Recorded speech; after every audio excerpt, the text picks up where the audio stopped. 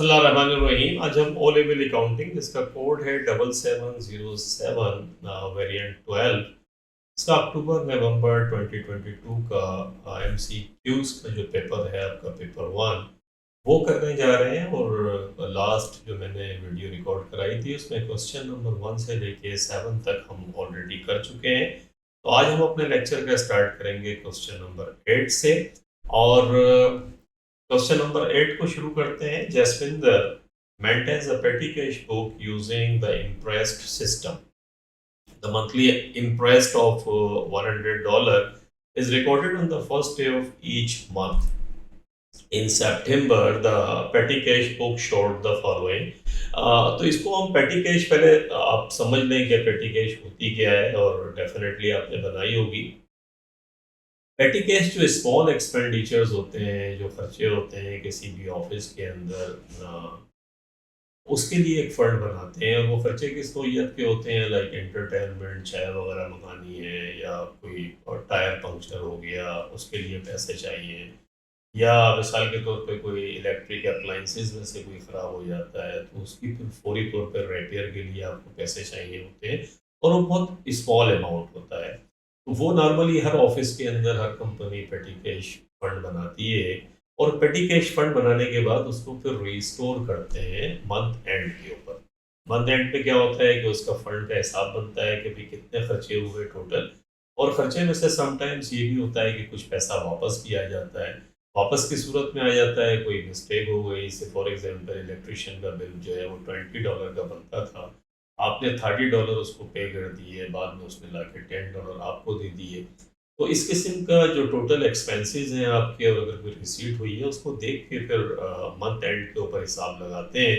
और जितना बैलेंस होता है वो ओरिजिनल अमाउंट रीस्टोर करने के लिए उसका फिर एक चेक दोबारा इशू हो जाता है। This is the whole process of petty cash fund. तो यहाँ $100 का अमाउंट था। अगर $100 को मैं देखूं, ये बताता है कि in September the petty cash book showed the following $83 के खर्चे हो गए, $17 इनके पास बचे। $7 जो है वापस आ गए तो 24 बनता है। तो $24 एक्चुअली आपके पास है मंथ एंड के ऊपर। एक ओरिजिनल फंड कितना था $100 का। तो 100 में से अगर मैं इसको माइनस कर दूं तो 80 बल्कि 76 बचे बनेगा। ये 100 में से 24 गए तो 76, तो $76 वो होंगे जिससे ये फंड दोबारा रिस्टोर होगा। आगे कहता है कि how much cash did Jaswinder need to restore the interest on 1st October. So have you got the point? The concept is that you have to see the original amount of the fund. What was the original amount for which the fund was created? And then you have to see the total expenses in a month. And if there is any receipt, then you would add it. और जो balance आएगा वो फिर restore हो जाएगा। जैसे हमारे वाले केस में $76 है। अगर हमने यहाँ जाकर देखा तो चॉइस बी हमें लगती है कि चॉइस बी में $76 दिया हुआ है। तो वी कैन सेफली से कि क्वेश्चन नंबर 8 की जो राइट चॉइस बनती है वो बी बनती है। आगे आते हैं क्वेश्चन नंबर 9 के ऊपर। 9 में कहता है Siddiqui's trial balance fail to balance. The trial balance is a statement where you record all the balances, all the accounts on debit and credit sides, and they should be tied back. If they are not tied back, it means there is some error. तो वो फिर हम discovered करते हैं बाद में। The debit column total $12,250। तो अगर मैं यहाँ लिख दूँ डेबिट और यहाँ क्रेडिट लिख दूँ, तो डेबिट साइड थी इसकी 12,250 और क्रेडिट साइड थी इसकी 12,200। The following errors were discovered. ये एरर जो है वो डिस्कवर्ड हुए। क्या हुए? No entry had been made for cash sales $150 की एक एंट्री ऐसी थी जो रिकॉर्ड ही नहीं करी आप कैश सेल्स की। आपको पता है इसकी एंट्री पास करते हैं कैश डेबिट सेल्स क्रेडिट, तो $150 यहाँ भी आएगा और $150 क्रेडिट में भी आएगा, दोनों साइड्स पर आ गया। उसके बाद the total of the discount received account $50 had been omitted from the trial balance के $50 का डिस्काउंट रिसीव्ड। डिस्काउंट रिसीव्ड किसे कहते हैं? डिस्काउंट रिसीव्ड का मकसद है कि जो आपने सप्लायर जो आपके थे जिससे आपने परचेजेस की थी, अगर $100 की परचेजेस की थी उसने आपको $10 का डिस्काउंट दे दिया, तो वो $10 का जो डिस्काउंट डिस्काउंट है वो डिस्काउंट रिसीव्ड कहलाता है और वो इनकम होती है, और वो नॉर्मली क्रेडिट अकाउंट होता है आपका। वो आपने क्रेडिट साइड पे रिकॉर्ड नहीं किया था तो आप रिकॉर्ड कर लें, क्योंकि ओमिट हो गया था, और होने के बाद में इन दोनों को आप टोटल कर लें। तो 12,200 प्लस 150 प्लस 50, तो 12,400 बनता है क्रेडिट साइड पे, और डेबिट जो है वो भी 12,400 बनता है। वो 12,250 में 150 प्लस करेंगे तो 12,400 बनेगा। लेट्स सी कि 12,400 कहता है what were the totals of the trial balance after the errors had been corrected. तो जब करेक्ट करें तो आप देख रहे होंगे कि डी चॉइस जो है उस पर $12,400 दिया हुआ है। तो ये फिर आपकी राइट सिलेक्शन है आपका चॉइस डी, क्वेश्चन नंबर 9 के अंदर। तो क्वेश्चन नंबर 9 आपने देखा, डी हो गया। क्वेश्चन नंबर 10 पे आते हैं। $68 paid by credit transfer for insurance was entered in the accounting records as $86। Actually आपने इंश्योरेंस की अमाउंट पे करी थी, तो एंट्री थी इंश्योरेंस को डेबिट करना चाहिए था $68 से, और बैंक को क्रेडिट करना चाहिए था $68 से। एक्चुअली व्हाट यू डिड, आपने करा इंश्योरेंस को डेबिट $86 से और बैंक को क्रेडिट कर दिया $86 से। अब क्या करेंगे?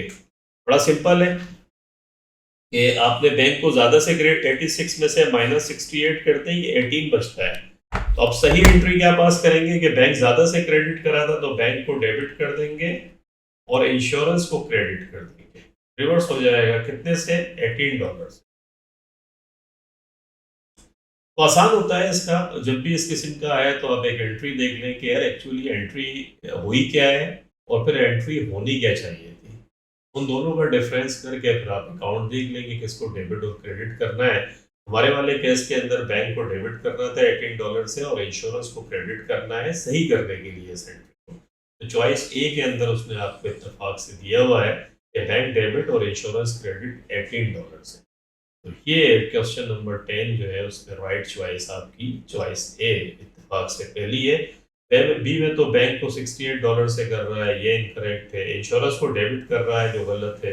इंश्योरेंस फिर 68 से, तो तीनों चॉइसेस आपकी इनकरेक्ट हैं।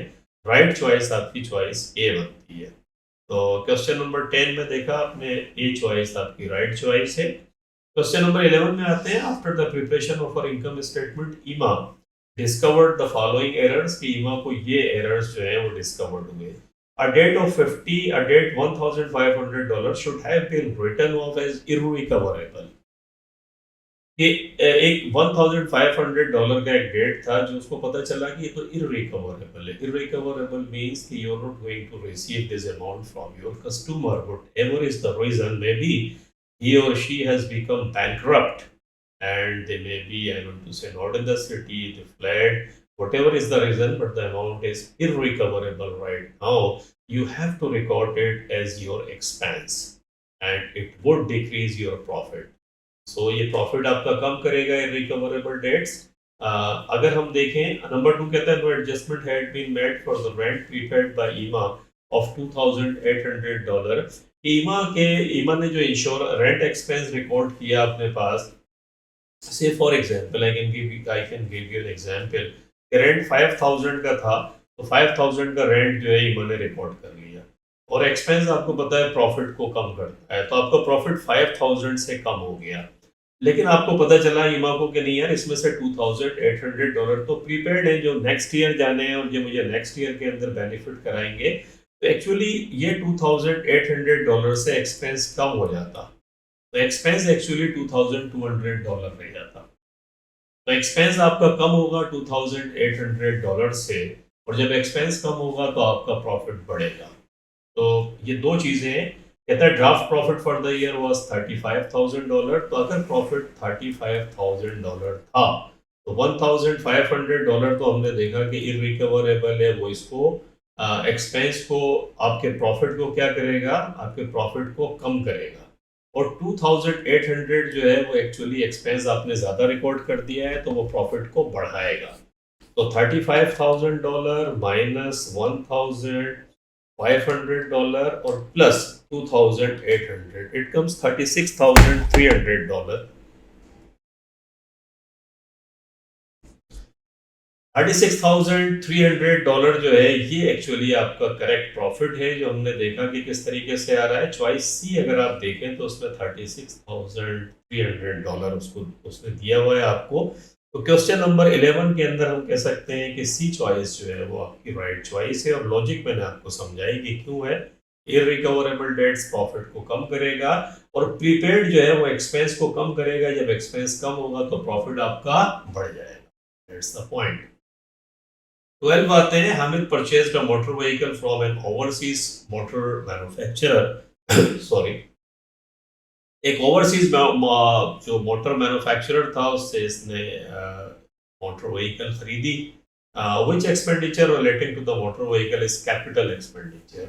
So capital expenditure actually are those expenditure which would provide you future economic benefits.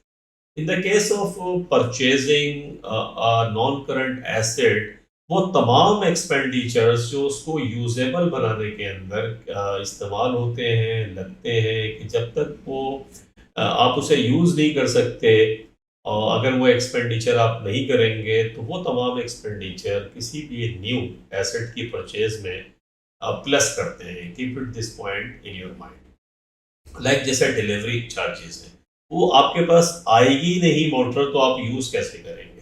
तो ये डिलीवरी चार्जेस जो है ये कैपिटल एक्सपेंडिचर है। इंश्योरेंस अगर आपके पास, आपको पता है कि इंश्योरेंस गाड़ी का हर साल कराना पड़ता है, तो ये जो एक्सपेंडिचर आपको रिकरिंग बेसिस का होता है वो फिर कैपिटल एक्सपेंडिचर नहीं होता, बल्कि रेवेन्यू एक्सपेंडिचर होता है। तो ये रेवेन्यू एक्सपेंडिचर है आपका। पेट्रोल आपको पता है टाइम एंड अगेन आपको डलवाना पड़ेगा, रेवेन्यू एक्सपेंडिचर। और रिप्लेसमेंट टायर्स के टायर्स खराब हो जाएंगे, आपने रिप्लेस उसको कराया, तो again revenue expenditure.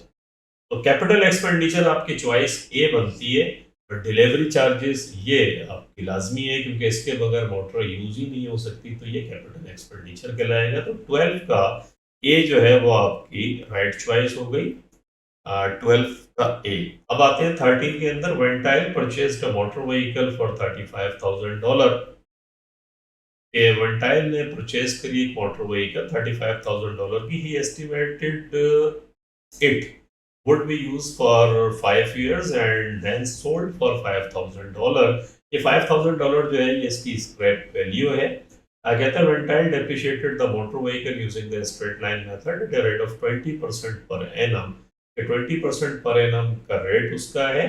What was the accumulated depreciation on this motor vehicle at the end of year 2? year 2 पे इसका accumulated टोटल जो डेप्रिसिएशन है वो कितना होगा? तो देखिए स्ट्रेट लाइन मेथड के अंदर जब कभी भी परसेंटेज आपको दी हुई हो, तो आप याद रखिएगा कि ये जो कॉस्ट है इसमें से स्क्रैप वैल्यू माइनस कर दीजिएगा, क्योंकि ये आपको मिल जाएंगे पैसे, और फिर उस परसेंटेज को अप्लाई कर दीजिएगा। तो एक्चुअली ये डेप्रिसिएशन एक्सपेंस आपका आ जाएगा इस फार्मूले से। 35 में से 5,000 गए, 30 बचा, 30 का 20% 6,000 है। और ये स्ट्रेट लाइन मेथड हमेशा याद रखिएगा कि ये हर साल एक ही रहता है। जैसे फर्स्ट ईयर जो आपको फार्मूला सेम है, तो यही 6,000 जो है इसको आप 2 से मल्टीप्लाई कर दें, तो एक्चुअली 2 साल का 2 इयर्स का जो डेप्रिसिएशन है वो कितना बनेगा आपका?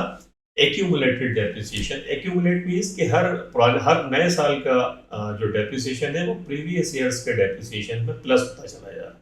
तो फर्स्ट ईयर का 6,000, सेकेंड ईयर का 6,000, 2 इयर्स का कितना हो गया? 12,000।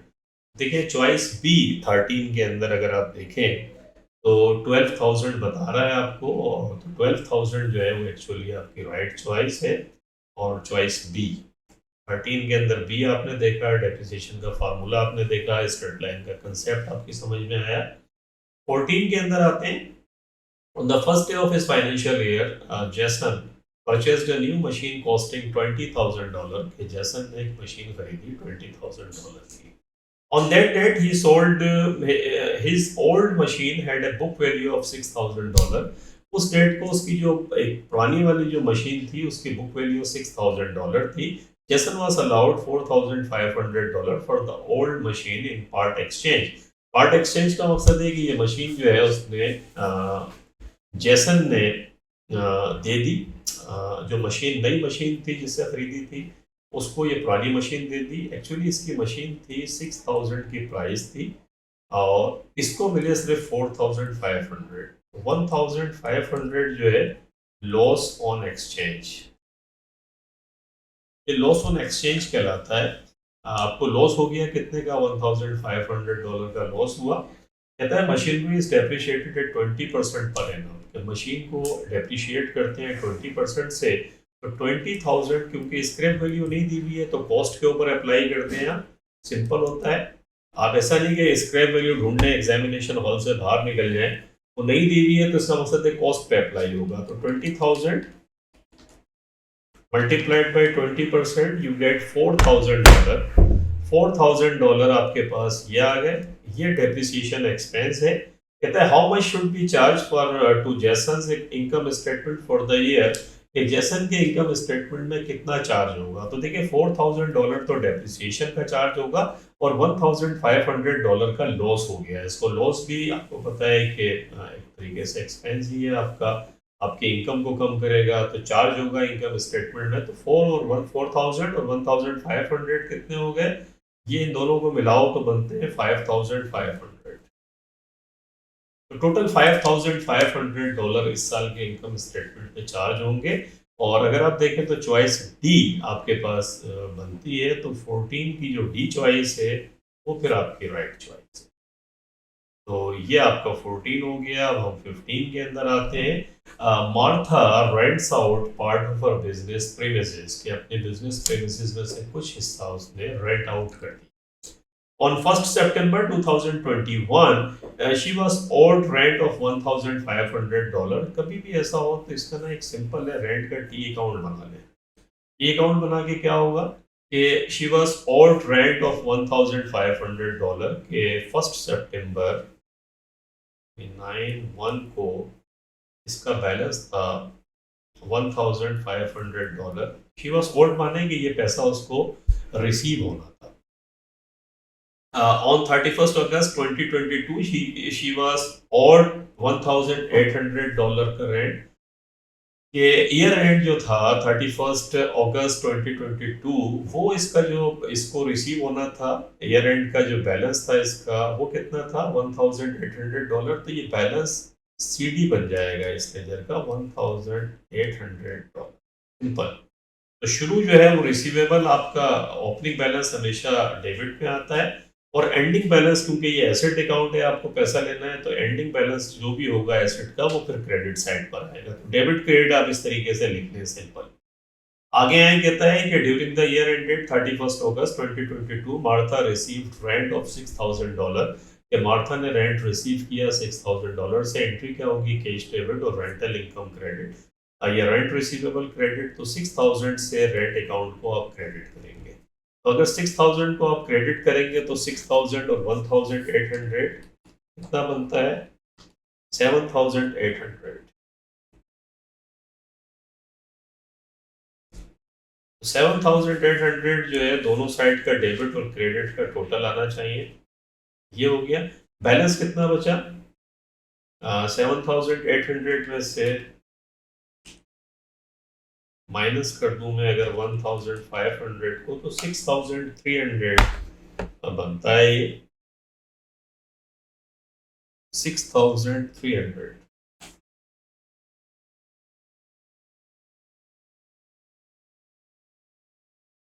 ये रेंटल इनकम है। इनकम स्टेटमेंट के अंदर ये अकाउंट चला जाएगा। ये इस साल की इनकम है जो एक्चुअली आपने कमाई। This is very important concept. How much was transferred to Martha's income statement for the year ended 31st August 2022? कितना अमाउंट ट्रांसफर होगा, तो एक्चुअली अमाउंट ट्रांसफर होगा $6,300 और $6,300 इस साल की रेंटल इनकम बनेगी इसकी। अब आप कह सकते हैं कि जी पैसा तो हमने रिसीव किया 6,000, तो ये $6,300 कैसे आ गया। ठीक है, इसकी लॉजिक ये है कि जो शुरू के अंदर जो बैलेंस था $1,500 था और एंड का बैलेंस अगर आप देखें तो $1,800 था। इसका मकसद ये हुआ कि $300 इस साल की रेंटल इनकम है, क्योंकि आपका ये बढ़ गया मजीद $6,000 आपने रिसीव किया, तो 6,000 जो रिसीव किया वो, और प्लस 300 जो है वो नेक्स्ट ईयर ट्रांसफर हो गया, आपका एसेट बन गया, पैसा आपको अभी तक नहीं मिला। इन दोनों का डिफरेंस अगर आप देखें ओपनिंग बैलेंस और एंडिंग बैलेंस का, शुरू में $1,500 थे, तो ईयर एंड पे जाके $1,800 हो गए, तो इनका डिफरेंस $300 जो नेक्स्ट ईयर ट्रांसफर हो गया वो आपको नेक्स्ट ईयर के अंदर मिलेगा, लेकिन आपने अर्न कर लिया उसको, और 6,000 आपको कैश रिसीव हो गया, तो इन दोनों को प्लस करें तो $6,300 बनता है। This is very simple. तो क्वेश्चन नंबर 15 हमने खत्म करा। अब इस सिलसिले को हम यहीं रोकते हैं, क्योंकि इसमें डिफरेंट कंसेप्ट इस्तेमाल हो रहे हैं, तो जो कुछ मैंने पढ़ाया है उसको प्रैक्टिस कीजिएगा। इंशाल्लाह नेक्स्ट लेक्चर के अंदर हम इसी सिलसिले को आगे बढ़ाएंगे, और अपना बहुत ख्याल रखिएगा। Keep smiling and practicing, and इंशाल्लाह मिलते हैं फिर थोड़े से वक्त के बाद। अल्लाह हाफिज़।